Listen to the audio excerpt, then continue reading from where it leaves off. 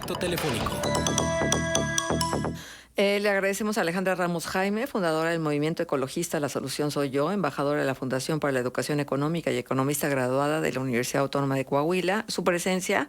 Con ella platicamos pues de esto, la entrada en vigor el próximo 15 de agosto, ya mañana, a la reforma a la ley que prohíbe el uso de bolsas de plástico y popotes en el estado de Coahuila, obedeciendo a la prórroga que se otorgó por el Congreso Estatal para la socialización de las bolsas reutilizables.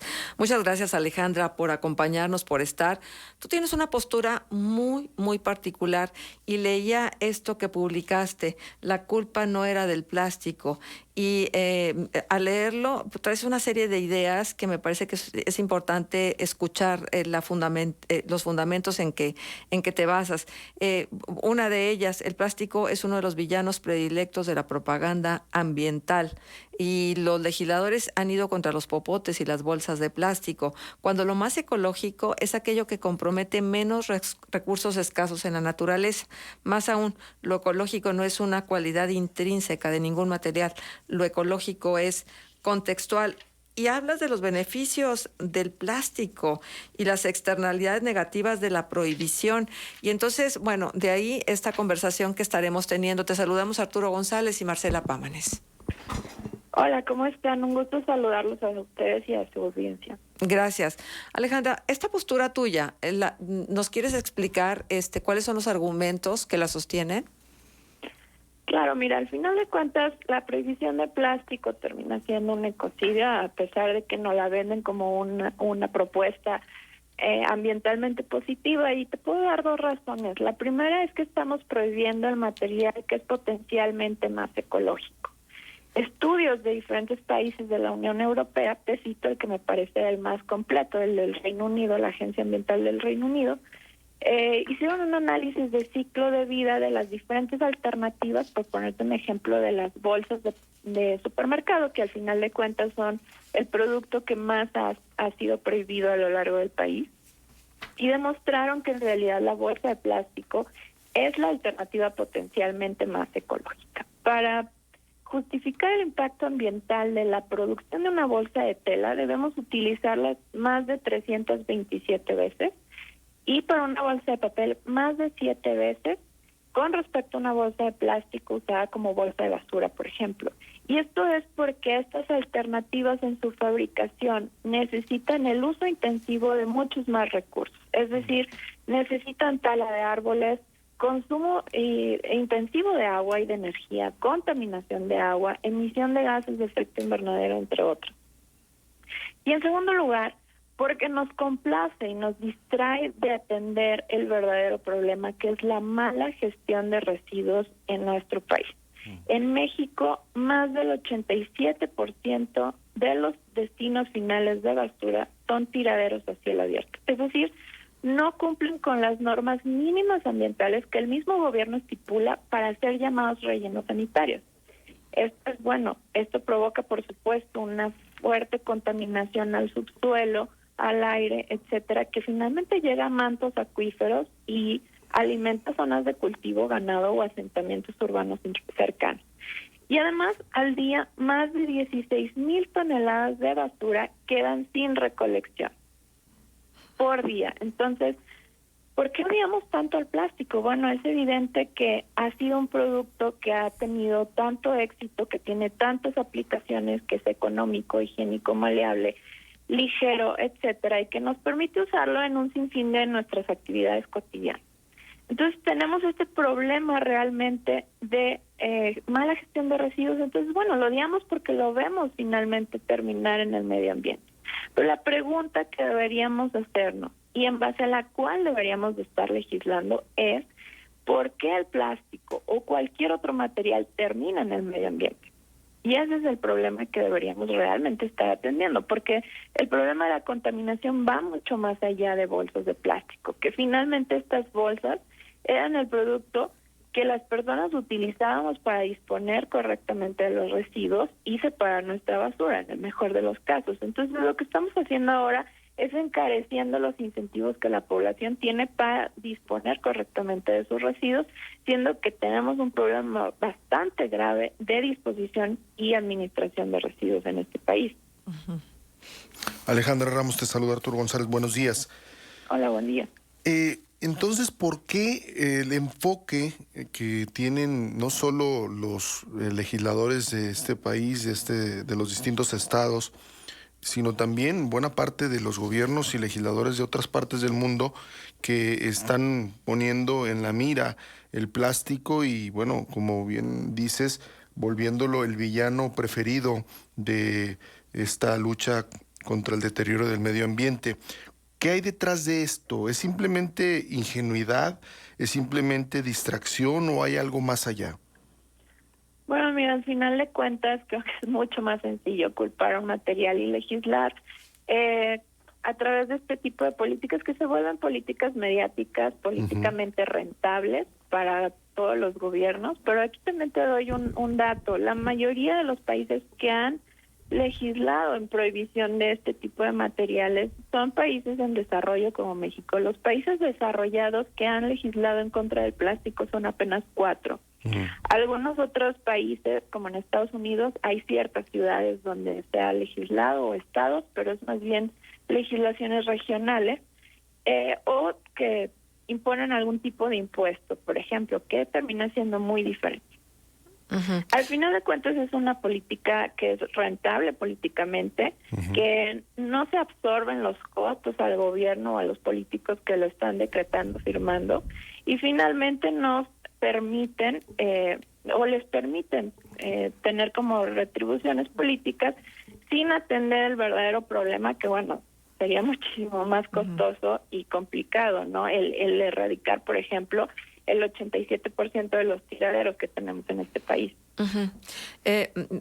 Alejandra, déjame compartirte esto que nos dicen. El gran problema que pocos quieren abordar es el consumo excesivo y el consumo de objetos de un solo uso. De ahí se deriva el problema de los plásticos y se derivaría el problema de usar papel y tela. Creo que la prohibición debe acompañarse de una comunicación ambiental adecuada y eso es lo que no se ha hecho. Y lo que también nos dice es, ¿y qué propone la invitada para manejar los residuos del plástico? Porque ahí también va de por medio nuestra salud. Claro, mira, bueno, en esta pandemia incluso se ha visto que, bueno, este plástico, incluso el plástico mal llamado de un solo uso, porque como lo comentabas anteriormente en el artículo, cuando leías, me hiciste el favor de leer parte de este artículo, lo ecológico termina siendo contextual, es decir, si yo tengo una bolsa de plástico que está, bueno, enganchada en algún arbusto, por supuesto que eso es un contaminante. Y por supuesto que debemos erradicar ese tipo de productos en el medio ambiente. Pero si esa misma bolsa yo la tomo y con ella me pongo a recoger basura en la calle o la uso simplemente para recoger los desechos de mi mascota, eso se volvió un aliado para mitigar otro tipo de contaminación. Entonces, la misma bolsa puede ser un contaminante o un aliado. Lo que cambió en este mismo material es la conducta que yo ejercí sobre ellos. Entonces, por supuesto que hay que moldear la conducta de los ciudadanos, darles incentivos para que usemos los productos adecuadamente, pero bueno, al final de cuentas, bueno, la solución que me mencionas es muy simple. El problema es nuestras fallas persistentes de nuestro sistema de gestión de residuos. Entonces, lo que debemos procurar es evitar que estos sean depositados en lugares inadecuados. ¿Y cómo lograr esto? Bueno, la forma más simple es capitalizando estos residuos por su valor posterior para integrarlos en un segundo proceso productivo. Es decir, hay que empezar por la separación desde fuente. El que los residuos estén separados y limpios facilita el que puedan ser aprovechados posteriormente. Por ejemplo, los orgánicos para compostas, fertilizantes o biogás. Los inorgánicos reciclables deben ser incluidos en un proceso de reciclaje y los no reciclables podrían minimizarse al incinerarse controladamente y producir energía eléctrica durante este proceso, como lo hacen los países más vanguardistas. Por supuesto, para esto necesitamos como ciudadanos la conciencia desde separar de nuestra casa o desde nuestras oficinas y la exigencia a las autoridades para erradicar los tiraderos a cielo abierto y permitir la inversión en este tipo de tecnologías que nos permitan capitalizar nuestros residuos y con ello aprovecharlo y evitar que estos terminen en el medio ambiente o en las calles, porque al final de cuentas la basura tirada incorrectamente es un gasto que termina, por supuesto, afectando, por ejemplo, en inundaciones, en problemas a la salud. Ahora puede ser incluso un foco de contagio o cualquier problema sanitario también. Pero también es dinero que no estamos aprovechando, que podría convertirse en energía eléctrica, que podría convertirse en fertilizante, en composta, en biogás, etcétera. Depende del tipo de material. Entonces, creo que todos los materiales son útiles. Creo que cada uno tiene sus características y hay que tratarlos conforme a ellos para obtener un beneficio posterior.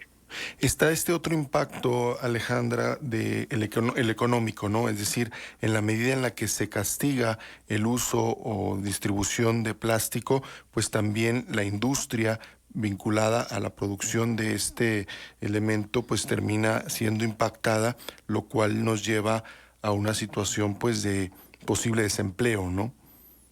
Sí, claro, la industria del plástico es importante, es el 5% del PIB manufacturero de este país. 5%. ¿Perdón? 5%, ¿verdad? Es alto, ¿eh?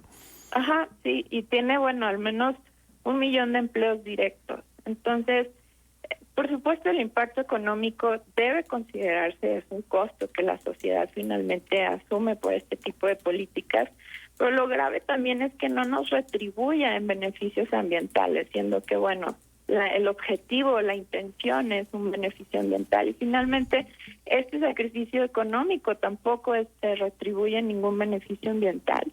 Y esta es una de las consecuencias de legislar basado en buenas intenciones y no en buenas estrategias, finalmente. Alejandra, ¿tú ves un posible fracaso de esta medida? Es decir, que a la vuelta de los meses o años nos demos cuenta que no era por ahí y que habrá que cambiar la legislación.